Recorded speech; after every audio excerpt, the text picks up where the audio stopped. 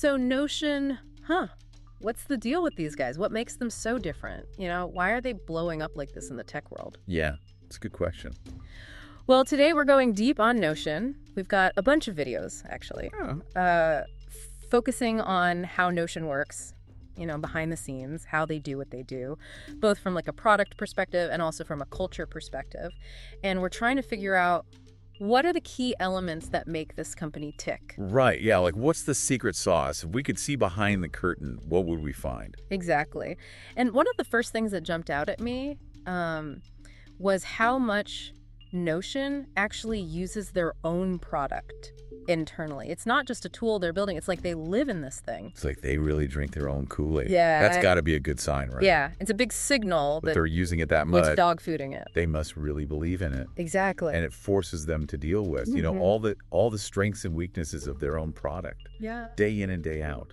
Well, and speaking of weaknesses, we found this case study about this company called Dojo. It's a UK-based payments company. And they were experiencing crazy growth. I mean, they went from 400 employees to over 1,200. Like that. Wow. It was crazy. And it sounds like their whole tech stack was like completely overloaded. Oh, yeah. You can imagine, right? When you grow that fast, yeah. All of a sudden you realize, oh, we need a bigger boat. Our systems weren't built for this. Exactly. And I think that's exactly what happened to Dojo. They had all these different tools for like documentation, for project management. They were even doing like budgeting in different tools. It was a mess. Oh, I can imagine the chaos. People searching for stuff all the time. Information scattered everywhere. Total headache. Not efficient at all. Yeah. And so as you can imagine, that really impacted their ability to be agile, right? Like how quickly can they move and respond to things? Yeah, especially when you're growing that fast. Yeah. You have to be able to adapt. Exactly. So they went on this quest to find a solution, basically. Something that could bring order to this mayhem, get everything under control. I needed to simplify, yeah. And this is where Notion enters the picture. But what's so interesting is this Dojo case study. It's not just about like Dojo's problems. It's actually a really good window into how Notion itself tackles these sorts of problems. Oh, interesting. Yeah, so it turns out as Notion was growing really quickly, right, they were also having this sort of tool overload problem. Their team's expanding. They got all these different tools. Yeah. And they're like, wait a minute, how do we streamline things, centralize information, make sure everyone's on the same page? Classic growing pains. So what did they do? They used Notion. They went all in on their own product. Notion became this like central nervous system for their company. Wow. And we're not talking just basic stuff here. They were using Notion for everything. Right. Strategic planning, even budget tracking. So they're really putting their money where their mouth is. Yeah, exactly. But what I found even more interesting was how this Notion first approach is really deeply embedded in their company culture. It's not just about the tools, it's like a mindset. Right, the philosophy behind it. Yeah, and in the videos we watched, they highlighted this culture that's really passionate but also very meticulous. The employees describe themselves as intelligent, driven, but also a little bit quirky. They use this phrase, amateur pure. Amateur pure. Yeah. What's that all about? So apparently they're trying to distinguish themselves from like the stereotypical tech bureau who's just obsessed with code. I see. So they're not just head down coders. They're passionate about their work, but they also care about craft and thoughtfulness. They want to build things well. They're like craftsmen. Yeah. I like that. And this all ties back to this idea of rigor that comes up again and again in these videos. Rigor, okay. But for Notion, rigor isn't about like rigid processes or strict hierarchy. It's more about having this deep understanding of how all the pieces fit together, making sure every decision is intentional. Like a holistic approach. Yeah, exactly. That makes sense. And it seems like this rigor is baked into their organizational structure too. They have these three main divisions: EPD, which is engineering, product, and design; go-to-market, which is sales and marketing; and then foundation, which is finance, legal, people, all that stuff. Okay, standard stuff. But it's the EPD group that's really fascinating. They actually operate without a traditional CEO. No CEO. Yeah, it's more like, imagine a jazz band where everyone's riffing off of each other. Engineers, product managers, designers, they all have a voice in shaping the product. So it's like a very flat structure. Yeah, very collaborative. Interesting. I wonder, does that ever lead to like decision paralysis? Too many cooks in the kitchen. That's a good question. And it definitely challenges how we traditionally think about leadership. Right. But if it's working for them, maybe that tells us something. True. It must require a lot of trust, Yeah, for sure. And it seems like this collaborative spirit extends beyond just product development. One thing that surprised me was their emphasis on the physical office, Really? even in, this age of remote work. Interesting. Yeah, especially for a tech company. You think they'd be all about, work from anywhere. Exactly. It seems counterintuitive. But the employees talked about how coming back to the office after periods of remote work actually boosted their happiness and their connection. They felt more energized, more creative, being around each other. That makes me think maybe the pendulum is swinging back a bit. Yeah. Maybe people are realizing that pure flexibility isn't all it's cracked up to be. They're missing that in-person energy, those random conversations. Yeah, it's like that water cooler talk. Right. Actually adds value. Exactly. So Notion has adopted a 4-day in-office schedule, Okay. which seems like a good compromise. Yeah, best of both worlds. Right. Yeah. Get that in-person time, but also have some flexibility. And it's not just about work at Notion. It sounds like the product itself has become really deeply integrated into their employees' lives outside of work, too. Really? They use it for everything, organizing their kids' schedules, planning weddings, Wow. even preparing for childbirth. So it's like Notion becomes this second brain for them. Yeah, totally. It's not just a tool for work. It's a way of organizing and managing your whole life. That's pretty powerful. Yeah, and it really shows how versatile the platform is, but also how much the team believes in it. They're not just building Notion, they're living it.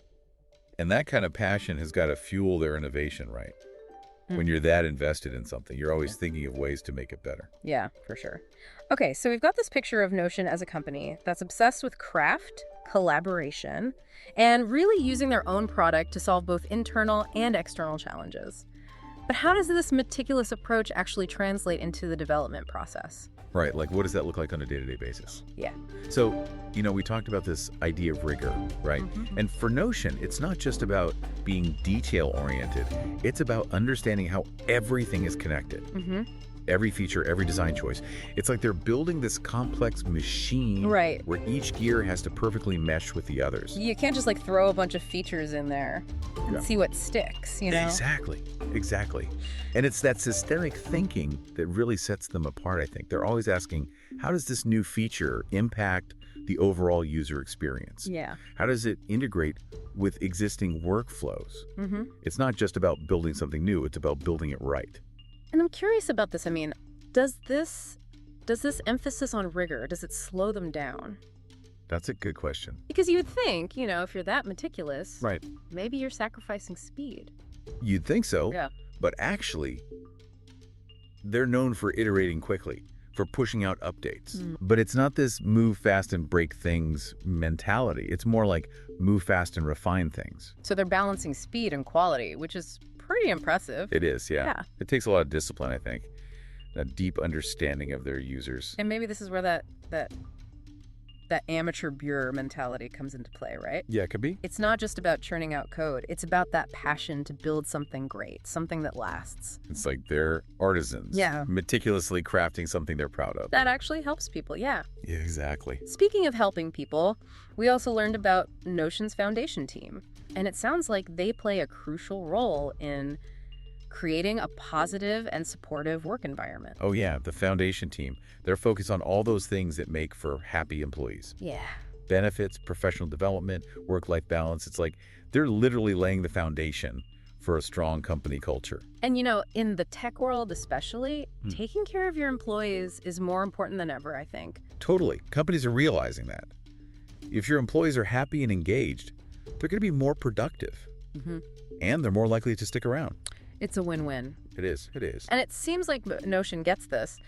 They're creating an environment where people feel valued and supported, where they can do their best work. And that's got to be a big part of their success, right? Yeah. I mean, when people feel appreciated, they're going to go the extra mile. Yeah, totally. It's all so interconnected, isn't it? The product, the culture, the people. It is. It's like this well-oiled machine. Yeah. Where all the parts are working together. And that's what makes Notion such a fascinating case study, I think. Yeah, for sure. They're really challenging the traditional Silicon Valley playbook, that move fast and break things mentality. Right. They're proving that you can build a thriving company without sacrificing quality employee well-being or that craft that seems to be at the heart of everything they do. They're showing there's a different way to do things. Yeah. A better way, maybe. And it seems to be working, I mean. Everything we've seen points to a company that has this incredible momentum. Right. Yeah. They're growing fast, their user base is expanding, and their team seems incredibly optimistic about the future. Yeah, like they're just getting started. Yeah, and one employee even said there's infinite potential in the product. Wow, that's a bold statement.